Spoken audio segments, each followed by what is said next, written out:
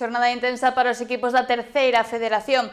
O Boiro levou os 3 puntos nun final agónico ante o Barbadás, mentres que o Noia rescatou un empate no desconto fronte ao líder, o Compostela.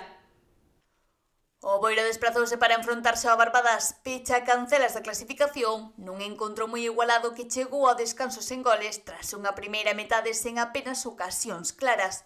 Na segunda parte, o ritmo intensificouse e Gonzalo Landeira adiantou aos boirenses no minuto 53, aínda que os locais reaccionaron e lograron o empate no minuto 68.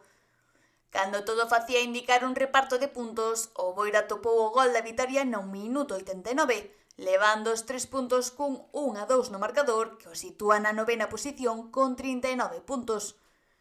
No que respecta ao Noia, recibía na casa o conxunto máis forte da Liga, o Compostela, líder da clasificación.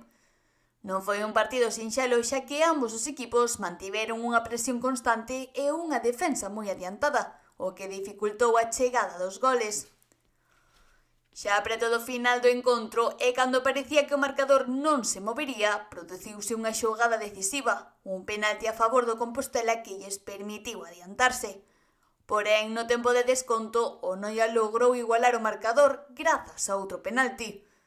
O encontro rematou así cun empate que permite a ambos sumar un punto, aínda que non é suficiente para que o conxunto noiés abandone a zona de descenso, onde se atopa actualmente con 19 puntos.